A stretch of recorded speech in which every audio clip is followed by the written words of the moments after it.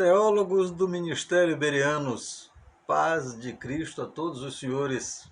Sejam bem-vindos para a aula de número 4 da disciplina Visão Panorâmica de Atos dos Apóstolos. Estamos aqui, dispostos para conversar um pouquinho mais sobre Atos dos Apóstolos. E temos então uma nova proposta, lógico, do capítulo de número 4. Já fizemos a aula de número 1, de número 2 e número 3. A propósito, vamos recordar a aula de número 3? Vamos lá. Recordando a aula de número 3, que foi a chegada do Espírito Santo, e nós tivemos aqui 4 tópicos interessantes. Número 1, o poder e os vizinhos. Número 2, o poder na salvação. E número 3, a construção da diaconia. E número 4, o primeiro Marte da era cristã. E agora a proposta para a aula de número 4 é esta aqui, a história de Paulo nas mãos do Espírito Santo. E os tópicos? Quem foi Paulo? A chamada de Paulo, a difícil aceitação dos gentios no meio da comunidade cristã. E número 4, registro, um pequeno registro aos bispos. Tá?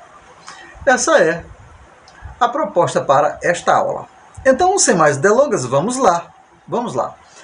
Queremos começar lendo 2 versículos de Atos dos Apóstolos. O primeiro está em capítulo 21, versículo 39, e o segundo no capítulo 22, versículo 3. Leiamos. Na verdade que sou um homem judeu, cidadão de Tarso, cidade não pouco célebre na Cilícia. E versículo 2, quanto a mim, sou judeu, nascido em Tarso da Cilícia, e nesta cidade, criado aos pés de Gamaliel, instruído conforme a verdade da lei de nossos pais, zelador de Deus, como todos vós hoje. Ok, esses são os textos.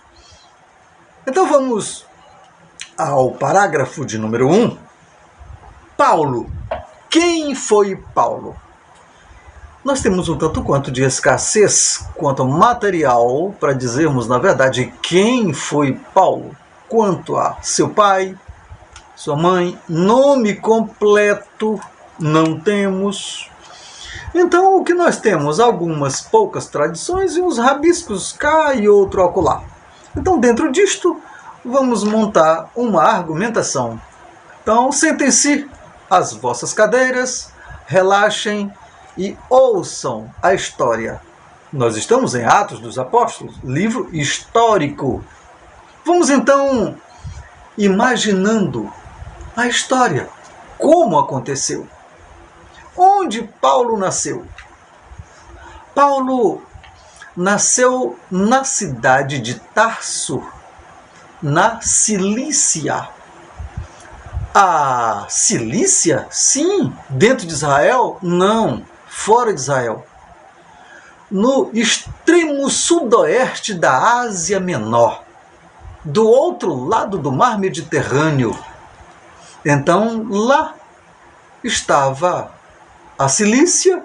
E dentro da Cilícia, aproximadamente uns 19 quilômetros do mar Mediterrâneo, estava Tarso. Tarso, uma famosa cidade, é tanto que Paulo diz aqui, não pequena ou não pouco famosa. Por quê? Porque nesta cidade havia algumas universidades e de lá saíram grandes pensadores, inclusive pensadores que eram conselheiros do império. Lá em Tarso ficava uma centralidade do pensamento grego, visto que a Grécia havia invadido a Cilícia alguns anos antes. Lembrem-se que a Grécia invadiu através do Alexandre o Grande a Síria e tomou posse das terras e governou as cidades. Então, Tarso foi digamos assim, o centro de governo do Império Romano antes de passar para a capital, isto é, para Roma. Então era lá. De maneira que esse Tarso era famosa.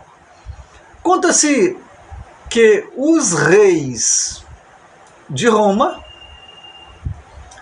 da Grécia, de Nínive, da Babilônia, juntaram-se 170 anos antes de Paulo nascer para formarem, para construírem esta cidade.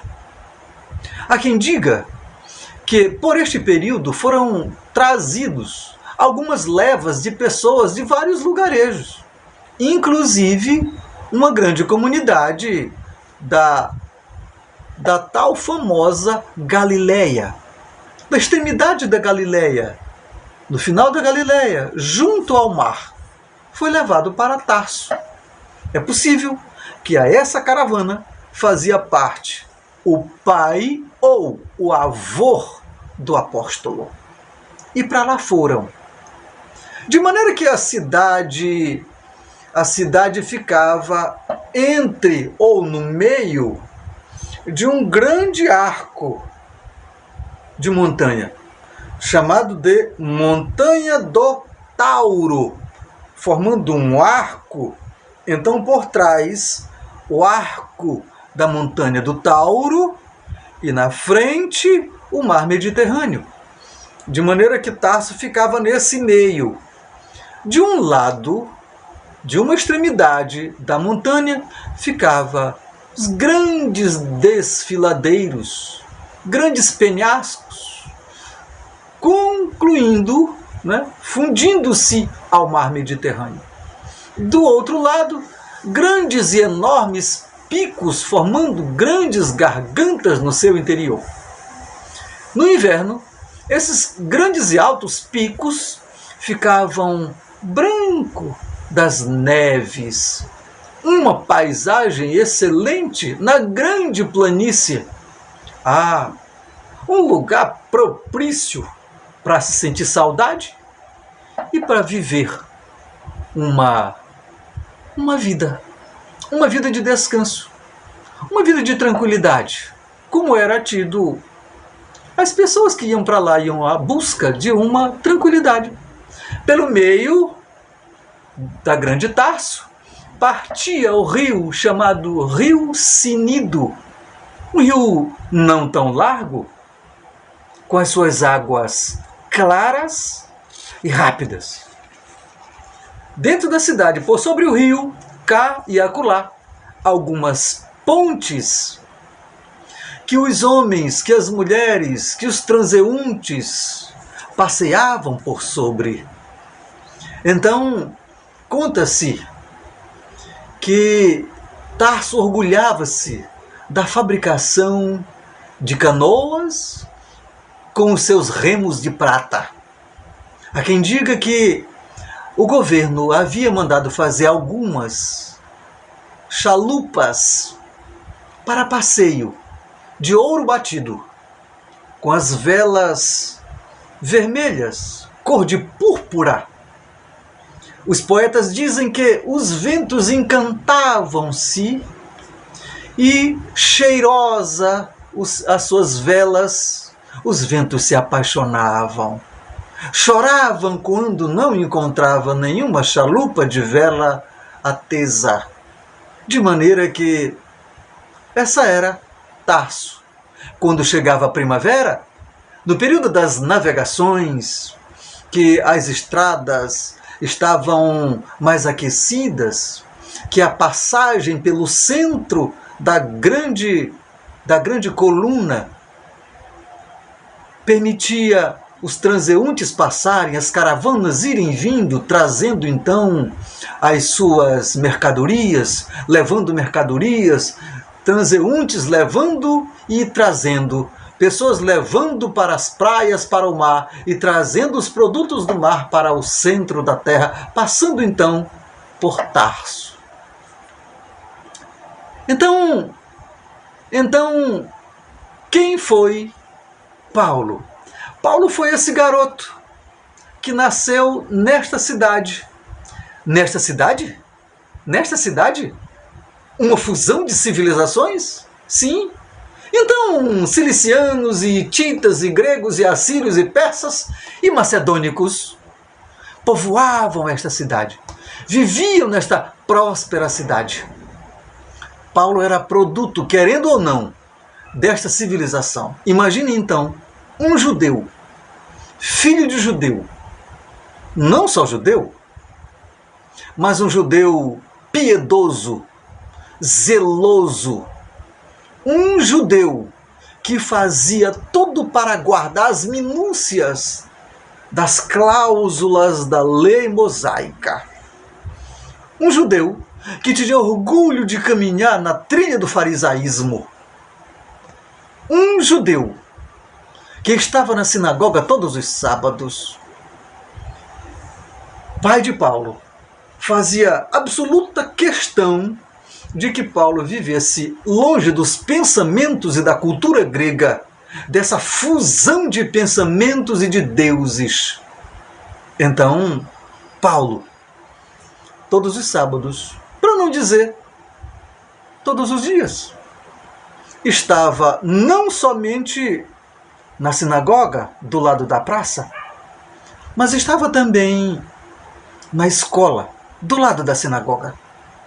O Razan tinha prazer e orgulho com este aluno, um dos mais dedicados. Disse que quando Paulo, com 12 anos de idade, já dominava as línguas de então. As línguas? O grego comercial, dos livros, das escolas, das grandes palestras, das grandes e profundas conversas, das argumentações.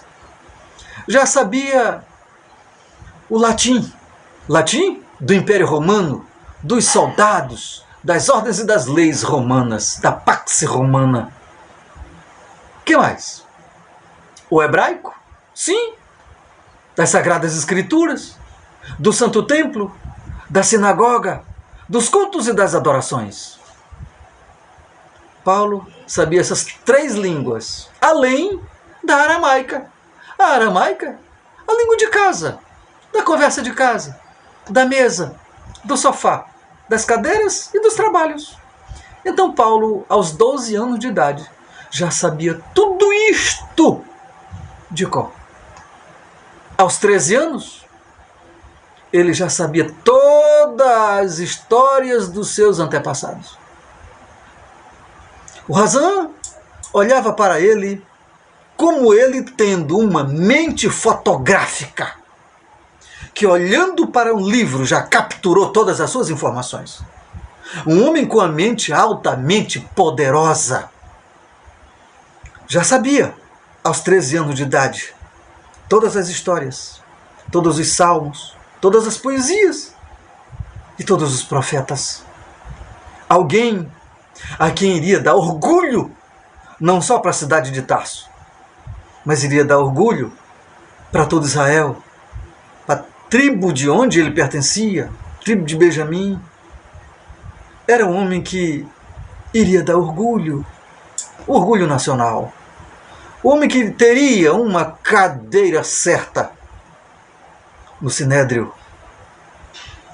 O conjunto dos juízes que julgavam, que governava Israel. Paulo era esse rapaz. Possivelmente ele tenha ganho de presente do seu pai, quando completara 13 anos, um livro, uma biblioteca, organizado já, todos os livretos do Antigo Testamento, que eles chamavam de Sagradas Escrituras. Possivelmente ele tenha ganho um volume só, em velo, que já existia, organizado em um volume só, ele tenha ganhado, na época e ainda hoje, chamada de Septuaginta. Então, Paulo dava orgulho, não só pela sua mente, mas pela sua postura, pelo seu procedimento, pelo seu nível intelectual. Viveu dentro de um lar, orgulhosamente cidadão romano, mas que diante da grandeza de ser fariseu não era nada. Cidadão romano? Vamos lembrar que aproximadamente 15 anos atrás, Roma havia feito uma reformulação de preservação ou não deste título aos moradores do Império. E ficou com o título de civis romanos apenas as pessoas, número 1, que tivesse trabalhado para o Império. Número 2, que tivesse uma grande propriedade ou uma grande soma de dinheiro. E a família de Paulo preservou o título de cidadão romano. Portanto, revela uma família abastada, uma família rica. Então, Paulo foi um objeto construído no meio desta fusão de cultura, fusão de civilizações. De maneira que, quando ele completa 14 anos, o seu pai o manda para Jerusalém, porque em Tarso ele já havia aprendido tudo o que tinha para que fosse aprendido. Aprendeu tudo, então o seu pai o envia para cursar o nível superior, a faculdade de Jerusalém, a mais famosa, a do grande doutor Hilel. Quando falecido há 5 anos atrás, aproximadamente com 100 anos, passou o seu cajado para o seu filho, Gamaliel. E o texto sagrado, que inclusive nós lemos, diz que ele morou. Isto é, quando o texto diz aprendeu aos pés de Gamaliel, o texto está dizendo, ele morou na casa. Ele foi morar com. Então o seu pai o endereçou ao Gamaliel. Foi morar com o Gamaliel. De maneira que aprendeu tudo que se tinha de aprender das minúcias do direito. Direito religioso, direito civil. Por quê? Um fariseu, na verdade, é um advogado de defesa e de acusação para preservar a lei mosaica. Mas, além disso, era um grande pregador. A arte da diatribe, perguntas e respostas. O homem era afiado. Conta-se que ele superou todos os seus contemporâneos. O homem era bom. O homem ultrapassou todas as mentes poderosas de então. O homem teria uma cadeira certa. Possivelmente, a próxima vacância do Sinédrio, ele assumiria. Aprendeu cerca de 6 anos com Gamaliel, morando com Gamaliel. Chegado então aos seus 20 anos, ele teria que aprender uma profissão, como é a cultura judaica. Teria que aprender uma profissão. Então, ele aprendeu uma profissão? Ele desceu novamente para a cidade de Tarso. Foi para a cidade de Tarso para que lá ele aprendesse uma profissão que lhe gerasse subsistência. Então, possivelmente, ele tenha aprendido a profissão de fazer tendas. Há quem diga que o seu pai havia adquirido uma fábrica de fazer tendas e fornecia tendas para os mercadores, para os peregrinos e para os exércitos. Então, se isto é verdade, Paulo voltou e tomou conta, dirigiu os negócios do seu pai. Mas não apenas isto, foi recebido com desvelo, com presteza, pelo razão da sinagoga. Tornou-se então mestre, tornou-se então um doutor em Tarso.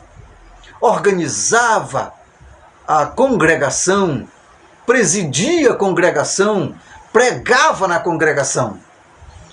Por lá viveu aos próximos dos seus 29 e 30 anos.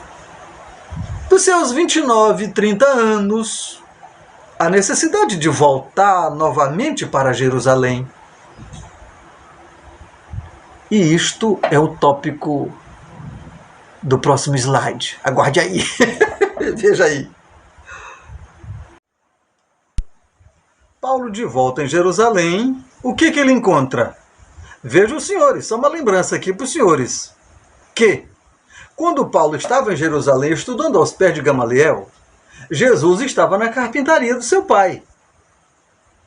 Quando Paulo volta para Jerusalém, Jesus já havia concluído o seu ministério, já havia ascendido aos céus, e agora o que Paulo encontra? Um frenesi espiritual religioso dentro de Jerusalém. O que Paulo encontra mesmo? Paulo encontra uma erva daninha dentro de casa, isto é, dentro da religião judaica, e ele se propunha a arrancar. Por quê?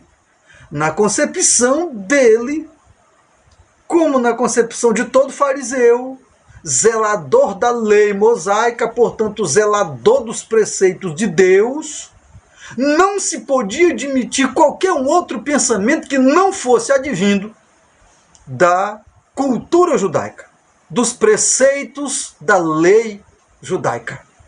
Então não se podia admitir que um certo indivíduo que morreu pendurado no madeiro pode ter sido o Cristo, pode ter sido um Salvador, pode ter sido o Messias. Isso não entra na cabeça de judeu. Portanto, não entrou na cabeça de Paulo. E ele encontra essa crença agora lá no meio. E mais, esses estavam dentro do Santo Templo, cultuando dentro do templo. A propósito, nós lembramos na aula passada o primeiro mártir, Estevão, dentro do templo, dentro da igreja. E Paulo encontra esse clima. E ele, então, chega com todo o seu arcabouço poderoso de argumentação e de força, de garra. Ele entrega, então, a sua vida, deposita toda essa força, toda essa garra às mãos do templo, nas mãos da Santa Igreja. Isto é, o sumo sacerdote agora tinha Paulo como um companheiro. Paulo, então, agora se comporta como o principal agente, e um agente que funcionava como um animal feroz. Há que se dizer que Paulo não apenas obedecia a sua liderança como um homem altamente obediente aos comandos dos seus líderes. Não. Paulo tinha na alma o prazer do zelo da lei de Deus. Então ele fazia tudo o que fazia, porque ele estava zelando dos assuntos de Deus. Deus havia então colocado nos seus ombros a responsabilidade de zelar pela lei. Era assim que ele cria. Então, Paulo, diante dessa circunstância social, propôs ajudar. Então, o que fizeram? Organizaram sistematicamente uma caçada aos nazarenos, ou aos adoradores do caminho, como era tido o Cristo, o caminho. Os adoradores ou os seguidores do caminho estavam sendo procurados por Paulo de casa em casa. Paulo pegava os guardas do templo e ia de casa em casa procurando o seguidor do caminho. E quando encontrava, levava na presença do Sinédrio e lá forçava-os a negar ao Cristo. Qual era o correto? É que o indivíduo chegou para ser interrogado pelo Sinédrio e ficava então em pé diante do sumo sacerdote. Mas Paulo, como representante legal do sumo sacerdote, lhes fazia as perguntas. E perguntava, e nesse perguntava para muitos, e muitos contavam as mesmas passagens, as mesmas histórias, os mesmos ensinamentos, as mesmas palavras, os mesmos milagres. Alguma coisa ficava na mente de Paulo. O quê? As mensagens, as doutrinas, os milagres, os ditos de Jesus. Ficava então gravado na sua mente em expansão. Ficava gravado no seu célebre cérebro. Então, segunda coisa que ficava gravado na mente de Paulo, a grandeza como esses davam testemunho, como eles falavam deste Cristo. Muitos foram foco de milagre. Alguns diziam, não, o meu filho ficou com febre e ele curou. Outro, não, eu vi ressuscitar, eu estava lá quando ele ressuscitou um rapaz chamado Lázaro. O outro dizia, eu vi Jesus debaixo da cruz, cambaleando, e eu vi quando ele caiu, e eu vi quando os soldados pediram para um certo transeunte ajudá-lo. Eu estava lá, eu vi. Outros diziam, eu vi Jesus pregado à cruz e dizia, perdoa porque não sabe o que faz. Eu vi Jesus. Muitos davam testemunho do que viram, do que ouviram. Cá e acolá. Algum pobre discípulo com a mente medíocre era pego, coitado, levado perante o Sinédrio, e com as palavras gaguejantes, e começava a dizer alguma coisa, e querendo dizer alguma coisa, e de repentemente, esse rapaz ia falando, e ele ia falando, e ele ia falando, e ele ia falando, e falava com grandeza, e falava com autoridade, e dizia, senhores, eu vi Jesus a quem vós crucificastes, eu vi Jesus apanhando, sendo açoitado, eu vi quando ele açoitado, sendo arrancado o couro das suas costas, eu vi as suas costas ensanguentadas, eu vi Jesus, e não apenas eu vi nessa hora, mas eu vi quando ele ainda, depois de ressurreto, eu fui lá no sepulcro e ele estava vazio. Eu estive com ele, eu sei que ele ressuscitou porque eu fui lá e estava vazio e eu estive com ele. Ele passou apenas aproximadamente 40 dias entre nós. Eu vi. Ah, senhores, eu não vi só isso. Escute, os senhores todos. Eu estava quando ele fez o convite a alguns acompanharem e foram até um certo monte chamado das Oliveiras. E eu vi quando ele falava com seus discípulos e ele dizia, eu lembro como se fosse hoje, ele dizia, ficai em Jerusalém, até que do alto sejais revestido de poder. E ser-me-eis testemunhas em Jerusalém, em Judeia. Eu vi isso. E de repentemente os olhos dos discípulos começaram a lagrimar, porque Jesus levitava. E eles, vendo Jesus levitava, e ele ia subindo, eu vi. E ele ia subindo, e os homens cá choravam, e Jesus como que acenando, dizendo: até mais tarde, até logo, eu volto. Eu vi isso, e eu vi mais. Como que 2 anjos ou 2 homens agregaram-se e disseram: varões galileus, por que estáis olhando para cima?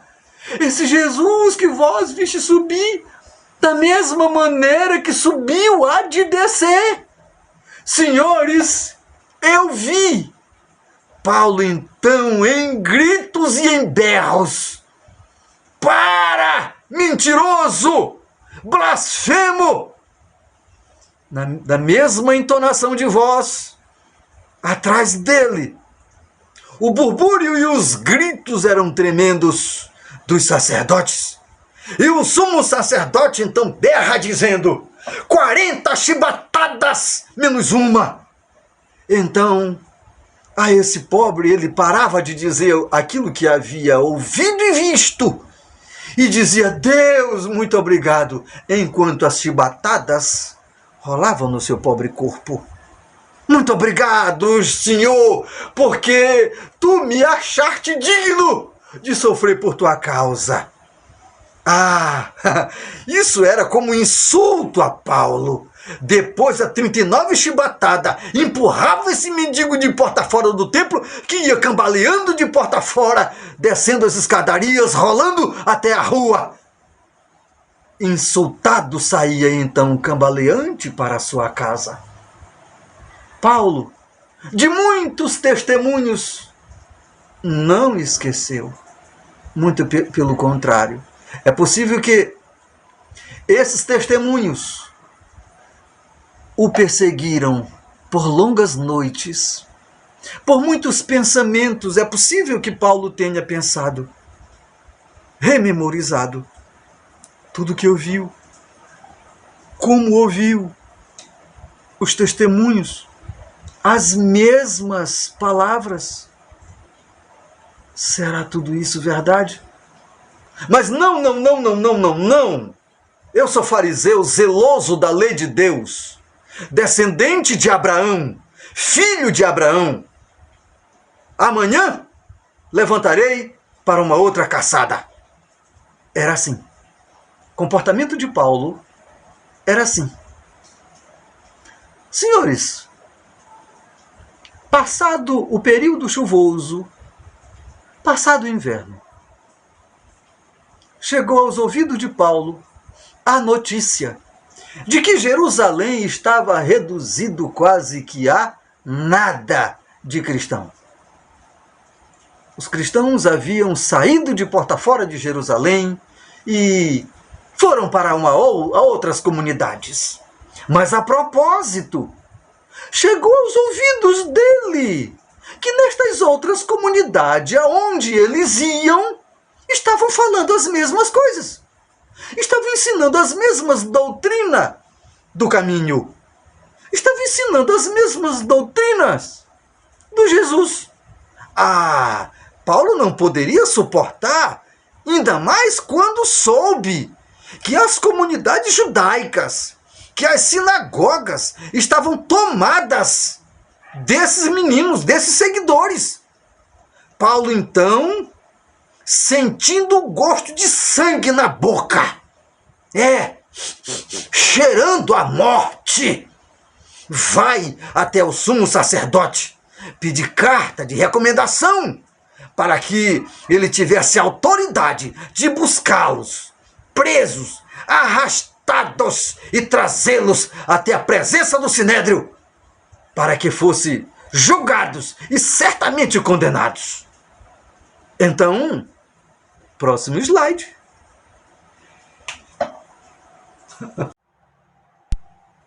Então, neste slide, nós vamos trabalhar a conversão de Paulo. Ora, falamos então que Paulo estava querendo prender aqueles que saíram de Jerusalém, aqueles que estavam, entre parênteses, atormentando as comunidades judaicas fora de Jerusalém. Então, Paulo agora, com a carta dando-lhe autoridade para prender os irmãos, escolhe começar por Damasco. Há que se lembrar que no primeiro e no segundo século haviam 3 grandes centros do cristianismo. Paulo estava então bem ali no embrionário. Então os 3 grandes centros. Número 1, Jerusalém. Número 2, Antioquia da Síria. E número 3, Damasco. Então Paulo começa por Damasco. É por lá que nós vamos começar. Nós vamos trazer esses meninos todos amarrados aqui para dentro do sinédrio, e eles serão julgados e pagarão pelas suas desobediências à lei mosaica. Era esse o sentimento do apóstolo Paulo. Ok. Possivelmente, num dia de domingo, munido com a carta, possivelmente com mais 3 companheiros, seguiram viagem cedo. Possivelmente logo nos primeiros dias da primavera, quando as chuvas pararam, quando não tinha mais gelo para deslizar a estrada, quando as estradas estavam já secas. Seguiram então de caminho afora. Possivelmente pegaram o caminho que vai por dentro de Samaria, terminando Judá, depois de Jerusalém. Passaram pela grande pedra polida, ou pedra do assassinato, possivelmente ter lembrado do assassinato de Estevão, e foi embora, seguindo estrada seca. Lá, pelo segundo dia, já cansado, cá e acolá, paravam, tomavam água, descansavam um pouco e seguia a viagem. No 4º para o 5º dia, avistaram e chegaram, talvez até tenham parado um pouco, nas margens do rio Genezaré, ou Mar da Galileia, nas proximidades de Cafarnaum, última cidade na beira do Mar da Galileia. As lembranças frescas de Jesus. Possivelmente, se ele perguntasse para qualquer pessoa que visse, teria uma história para contar sobre Jesus.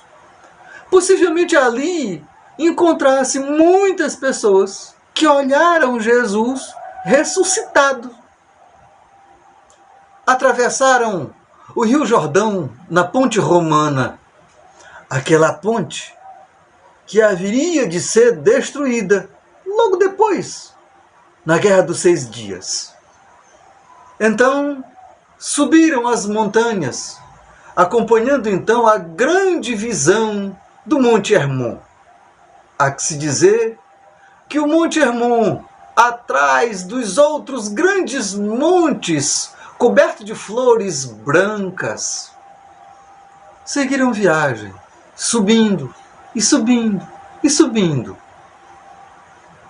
Lá para o 6º dia, já muito alto, os picos do Monte Hermon já pareciam bem próximo, mesmo porque a grande planície do lugarejo estava numa altitude de aproximadamente 600 metros.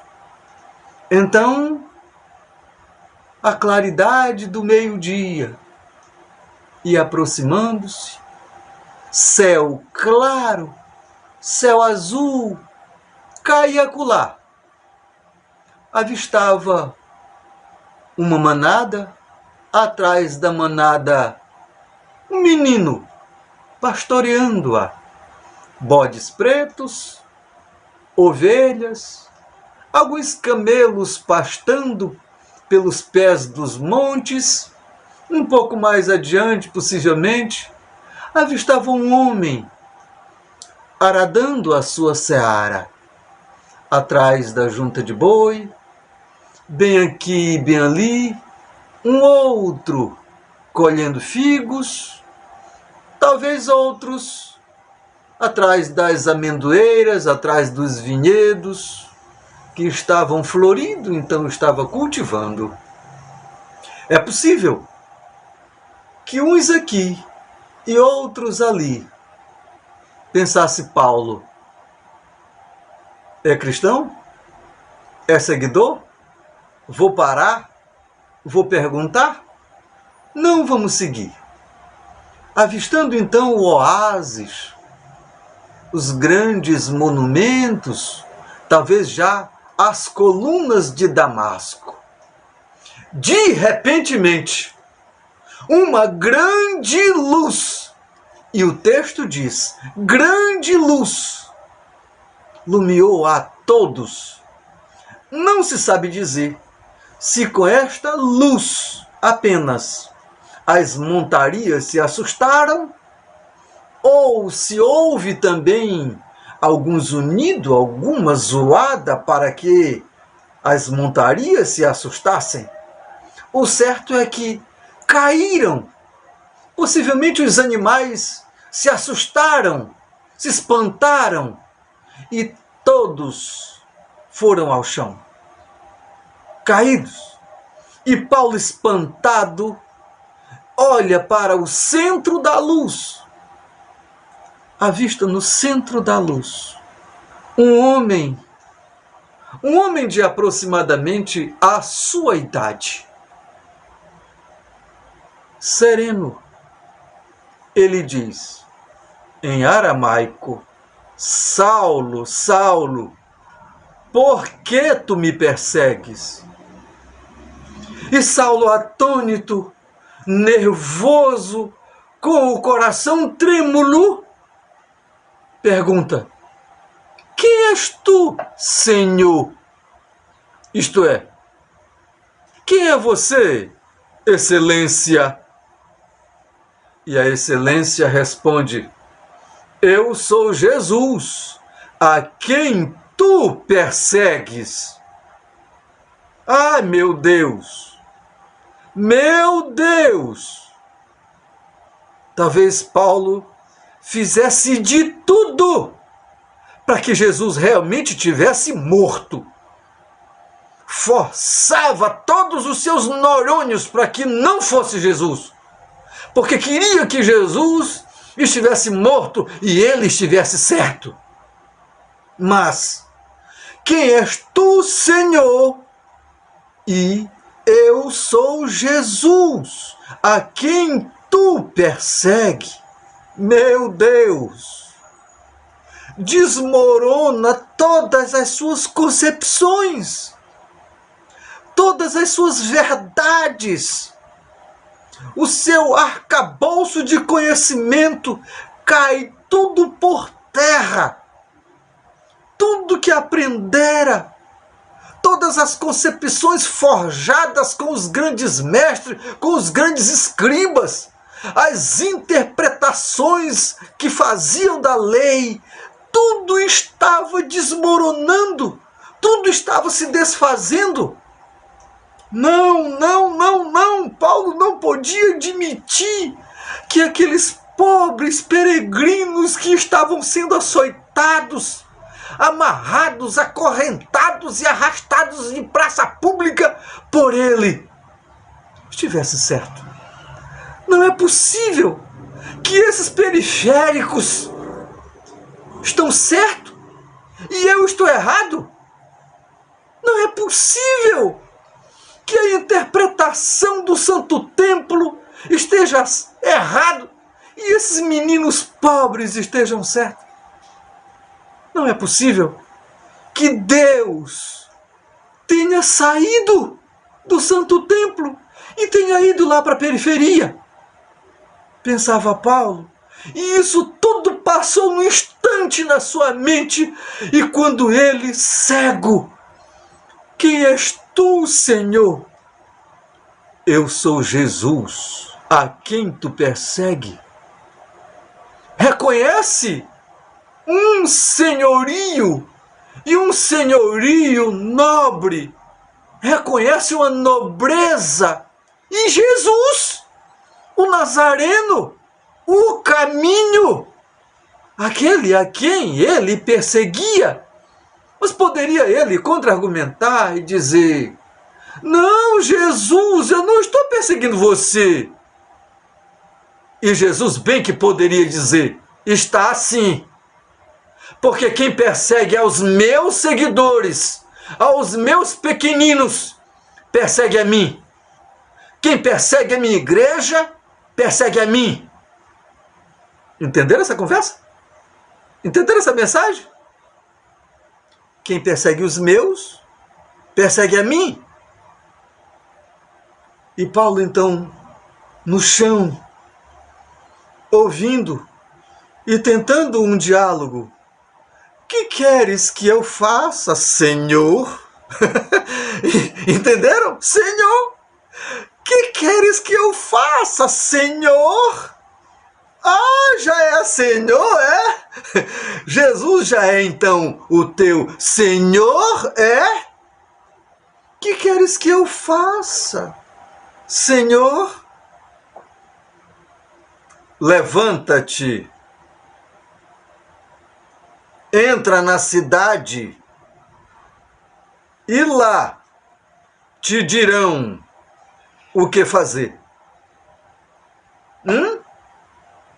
Paulo agora parece ter um outro comando, um outro comandante, outras diretrizes. Parece que o coração de Paulo agora reconhece um Senhor, uma excelência que não é da terra, que não é do templo. Não, é supradinâmico, é suprafísico, é do céu. Agora parece que ele está entendendo que Deus é com esse povo. Deus não está trancado no templo, trancado em concepções legalistas, não está preso em descendência abraâmica. Não. Deus agora está com aqueles que adoram em espírito e em verdade e entregaram a sua vida para seguir a esse caminho. Caminho novo, caminho proposto pelos céus. E agora Paulo se vê diante desse caminho que lhe diz: te direi o que te convém fazer. Ele está agora entrando num casulo. E o casulo cegou os seus olhos. Está em escuridão, apesar da claridade. Entretanto, na porta do caminho. E Paulo, trêmulo e cego, querendo se levantar e não dá conta. E os outros companheiros, se levantando devagar, sem saber o que aconteceu, vê, entre aspas, o membro do Sinédrio, o representante do Sinédrio, respondendo ao nada, conversando com o inaudível. Talvez disseram: ele não está bem. Alguma coisa aconteceu com o mestre. Ponhamos nas costas da montaria e sigamos. E colocaram Paulo, então, sobre a costa do possível jumento. E seguindo devagar, apesar das flores brancas, apesar das poeiras vermelhas, dos pedregulhos do caminho, apesar das paisagens, das tamareiras, apesar do oásis, apesar das lindas paisagens do Monte Hermon que estava ficando nas suas costas, não podia mais ver. Estava cego. Entretanto, Estava no meio de uma grande luz, a lembrança cegara as concepções. Entraram na cidade, na calmaria do meio-dia. Um silêncio, apenas os tropéis das patas dos jumentos, os camelos, ou na linguagem, no quadro de Michelangelo, dos cavalos. Cidade silêncio. Os comerciantes haviam fechado já as suas lojas para a cesta do meio-dia. É possível que havia uma expectativa na cidade. Um membro do Sinédrio, uma expectativa para os seguidores do caminho. Ele vem nos prender. E uma expectativa para os membros da congregação da sinagoga. Vamos dar fim. O membro do Sinédrio está chegando. Vamos dar fim a essa confusão, a essa concepção de messianismo. Os dois grupos perderam Paulo de vista. Paulo não vai procurar os membros da sinagoga. Ele procura um antigo amigo. Ele procura a casa de um comerciante, de um rico, que ficava ao meio da rua chamada Direita. Muros baixos, pintado de azul. Ao lado das grandes colunas da rua direita. Entregue, então, está Paulo ao comerciante. Paulo foi entregue a este Damasceno pelos companheiros. Os companheiros entregaram-no e saíram. Deixaram Paulo. Paulo então não quis mais nada senão apenas um quarto para que pudesse pensar, imaginar. Paulo então está lá, na escuridão, sozinho, imaginando tudo que havia aprendido, todas as suas concepções. Paulo havia organizado a sua vida, o seu futuro em devotar e entregar completamente para Deus. Agora observe esta frase neste slide. Convencido que trabalhava para Deus, mas estava contra Deus. Letra B. Um cego viu uma luz. Um cego, um homem cego, viu uma luz. E letra C. Um encontro que mudou o destino e o controle da sua vida. Paulo pensava que estava no controle, que estava por cima, orgulhosamente fariseu. Paulo pensava que era alguma coisa. Talvez já havia ouvido das palavras que Cristo falara, da construção da vida sobre a rocha ou sobre a areia. Talvez agora isso estivesse à mente de Paulo. 3 dias estava se passando e Paulo na escuridão do quarto. Estava lá no seu casulo, não queria comer nem beber. Talvez estivesse lembrando das palavras que ouvira do Cristo. Que palavras? Nem só de pão vive o homem, mas de toda palavra. E agora estava dando uma fome. Mas uma fome que não era de pão. Uma fome espiritual.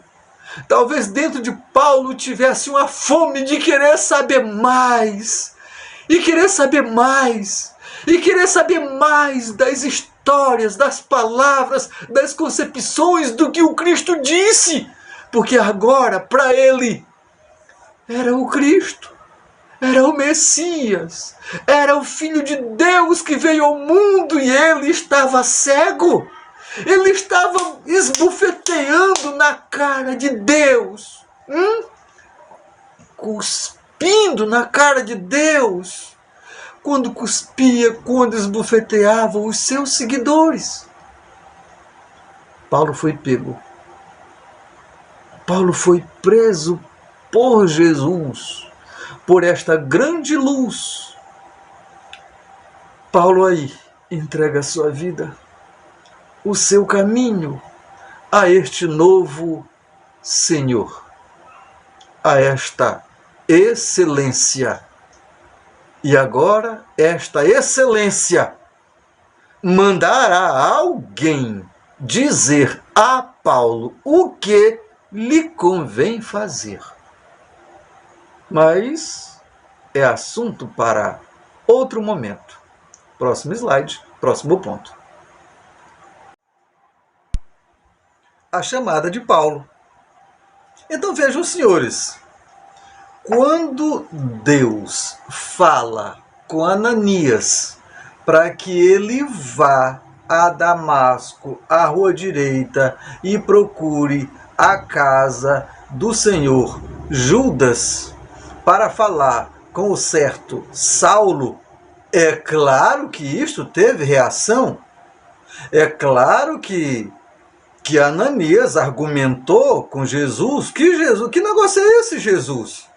Como é que eu vou à procura desse rapaz? Esse rapaz que quer nos matar? Esse rapaz que quer nos esfolar e arrastar vivo pelas praças? Como é que eu vou à procura desse homem? Jesus disse: Ananias, deixa comigo. Tá tudo certo. Veja esse texto que eu coloquei aí neste slide. Veja. Vai, porque este é para mim um vaso escolhido, para levar o meu nome entre os gentios, na presença dos reis, os filhos de Israel. Então, voltando para cá, Jesus disse: Ananias, nós vamos ganhar com isto. Aquilo que era desgraça, eu transformei em lucro, em vitória. O reino vai ganhar. Então transformou-se em bênção. Vá lá. E Ananias foi lá.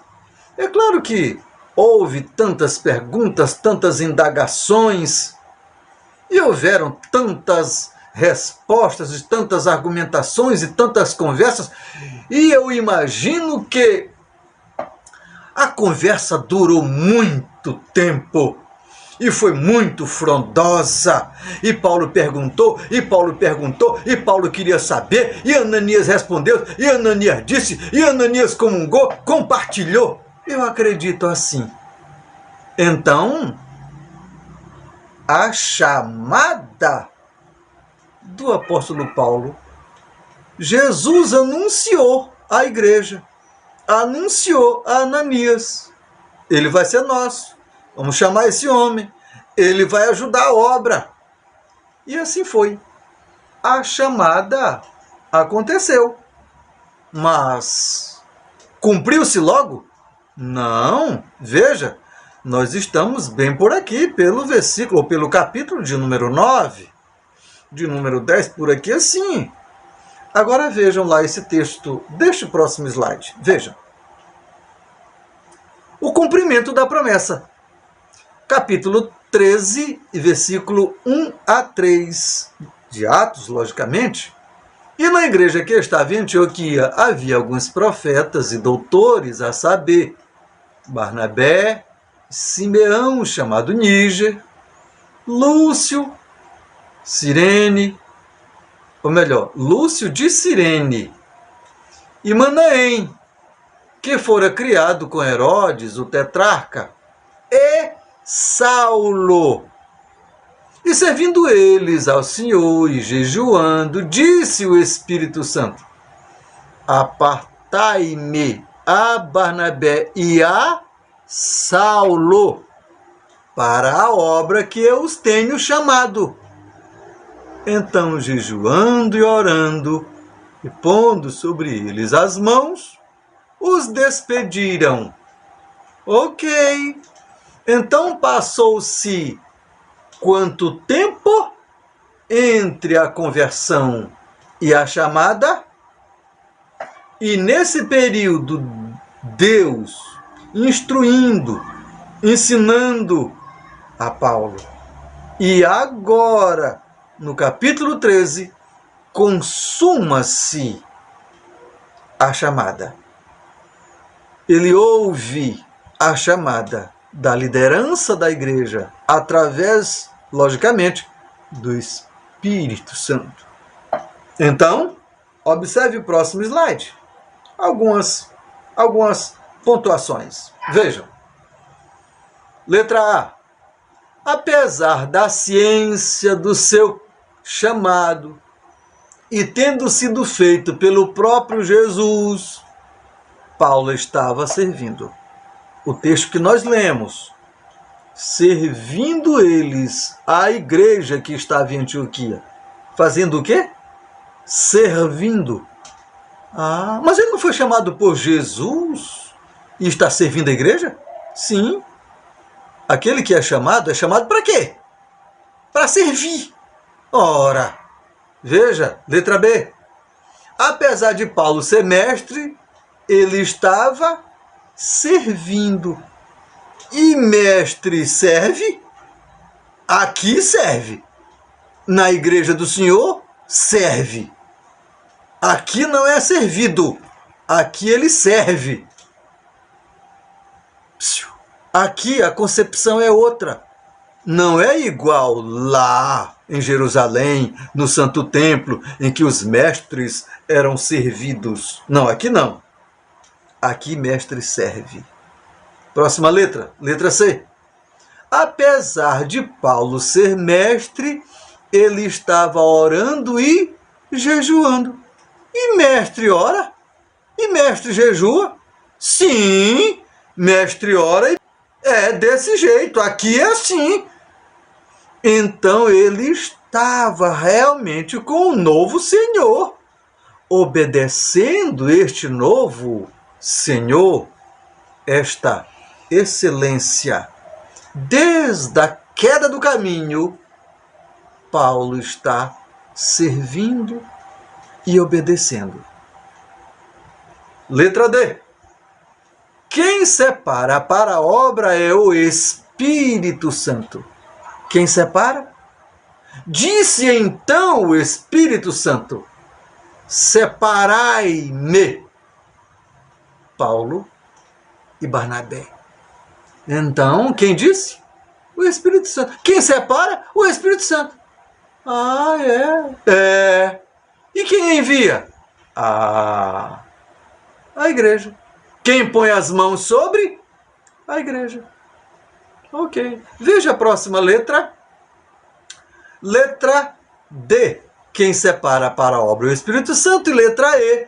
Os que foram chamados pelo Espírito Santo obedeceram e foram despedidos pela igreja. A igreja os despediu, impuseram as mãos sobre eles e os despediram. Então, a igreja faz isso? Faz. Quem impõe as mãos sobre eles, ajuda, intercede, ora. Então, é responsável pelos enviados. Observe.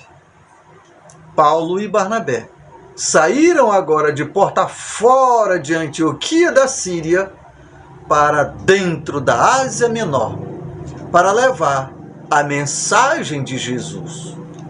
Acontece aqui a despedida da primeira viagem missionária de Paulo. Ainda não é este o assunto, ok? Ainda não é este. Então, próximo ponto da nossa aula. Para fazer a conclusão, para esta aula não ficar muito grande, que já está, não é? Vejam lá. A difícil aceitação dos gentios na igreja cristã. Então, como foi recebido os gentios na igreja cristã, visto que quem está pregando é judeu, Jerusalém, o centro maior do cristianismo, a maioria judeu. Qual a compreensão agora em recepcionar essa quantidade incontável de gentios que estavam chegando à igreja? Vejam lá, letra A. O orgulho de ser judeu, filho de Abraão. Ora, quem pregava? Quem estava recepcionando? Observe, por exemplo, o apóstolo Pedro, Tiago, em Jerusalém. Qual a concepção deles? Ao saber que o evangelho que nasceu lá, agora estava sendo pregado lá, dentro do mundo gentílico. Qual a concepção deles? Foi bem recebido os gentios nas congregações? A verdade é que não. Não. Por quê? Porque muitos deles ainda estavam impregnados à religiosidade judaica, ao judaísmo. E qual a concepção? A concepção é que a salvação também viria em guardar os ritos da lei mosaica. E qual a concepção que Cristo havia repassado, entre aspas, para o apóstolo Paulo? A fé em Jesus. A fé salvadora. Crê em Jesus. Ora, crê em Jesus e será salvo tu e a tua casa. Crê e será batizado. E era assim a concepção. E Paulo foi nesta concepção pregar aos gentios. Observe então a próxima letra do slide. Letra B. O esquecimento das promessas. Haviam os líderes talvez esquecido das promessas? Que promessas? Olha essa letra. Derramarei o meu espírito sobre toda a carne. E visto que Pedro disse isto lá em Jerusalém. Não, senhores, o que está acontecendo aqui é o cumprimento da profecia do profeta Joel, que disse que nos últimos dias derramarei sobre o espírito, sobre toda a carne. Sobre o quê? Toda a carne. Ah, então não era só sobre Jerusalém? Não. Só sobre Israel? Não. Era sobre toda a carne, isto é, todo o mundo. Era essa a concepção que deveriam ter. Vejam, número 2, bem aí. E ser-me-eis testemunhas em Jerusalém, Judeia, Samaria e confins da terra. Quem disse isso? Jesus. Disse para quem?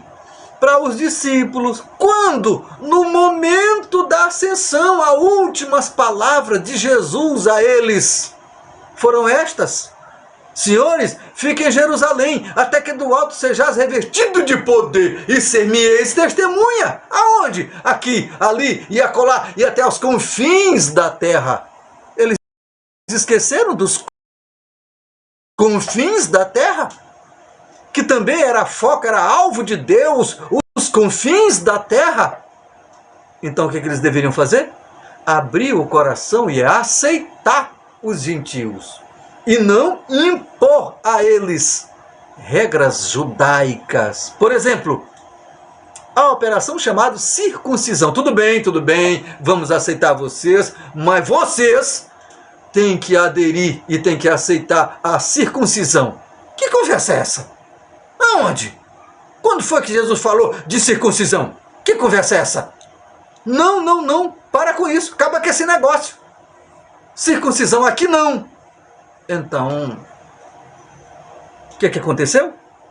Veja a letra C. A transculturalidade do evangelho encontrou barreira do lado de dentro. E Pedro deu o primeiro sintoma. Veja, em Jope, vocês lembram da visão que Pedro recebeu do alto? Nesta visão, aparecia a ele muitos animais e a frase abate e come. E o que significa isso? Ora, significa os gentios. Os gentios, mesmo imundo, mesmo impuro, mas trabalha eles, porque eles são santos. Foi eu quem fiz, eu quem os criei, queria dizer Jesus na visão. Então Pedro lembra disto. Número 2. Vós bem sabeis que não é lícito a um homem judeu ajuntar-se ou chegar-se ao estrangeiro. Essa era a concepção. Quando Paulo recua, não, senhor, não vou abater, não vou comer. E agora, quando ele lembra do judaísmo, não é bom entrar na casa de nenhum gentio. Então quem deu os primeiros sintomas de vai para lá foi Pedro? Foi. Próximo slide. A difícil aceitação dos gentios na igreja. Não foi fácil esses meninos serem aceitos dentro da igreja. Letra D. O ensino do rito judaico e o primeiro concílio. Essa conversada toda, essa dificuldade de aceitar o menino todo, aconteceu então o primeiro concílio. Chama todo mundo e vamos conversar. Vamos verificar a que ponto nós vamos chegar ou tomar. O que é que nós vamos fazer? Então, conversaram e o Espírito Santo bradou e chegaram a uma conclusão. Ouça esta conclusão. Leiam esse texto aí. Na verdade, pareceu bem ao Espírito Santo e a nós. O quê? Então, antes eu não estavam ouvindo bem o Espírito Santo? Foi preciso uma parada para poder ouvi-lo? É isso? A liderança estava no afinco de fazer muita coisa. Mas o Espírito Santo estava querendo dizer, e eles não estão ouvindo? Ah, sim, pareceu bem a nós e ao Espírito Santo o quê? Olhe para o texto. Não vos impor mais encargo algum, senão estas coisas necessárias, que vos abstenhais das coisas sacrificadas aos ídolos e do sangue, e da carne sufocada e da fornicação. Ok, então, todo gentio agora pode entrar ao cristianismo? Sim. Pode fazer parte da igreja? Sim. E é necessário o quê? É necessário submeter-se à circuncisão? Não. É necessário apenas abster-se da fornicação, da adoração aos ídolos, das carnes sufocadas e do sangue. Ok, então vamos obedecer estes preceitos. Ok, lógico, preceitos. Não é preceito de Jesus, da liderança da igreja, da concordância que tiveram lá naquele concílio. Então, é essa que é a conversa. Ok, amados? É essa que é a conversa. Amados irmãos, possível, logicamente, que a aula tenha ficado um pouquinho longa, nós vamos parar por aqui. Tá? Nós vamos assinar o final desta aula. Então, gostaríamos que os irmãos observassem gradativamente o aportilado e, orando a Deus, comungando com o Espírito Santo, respondendo às questões, mergulhando então nos textos e nas histórias da igreja que nasceu em Jerusalém e que tomou conta do mundo inteiro. Hoje, eu e você somos agentes desta história, tá? Nós que estamos concluindo esta história no nosso tempo. Então, que a paz e a graça do Senhor sejam com todos vós. Até a próxima aula.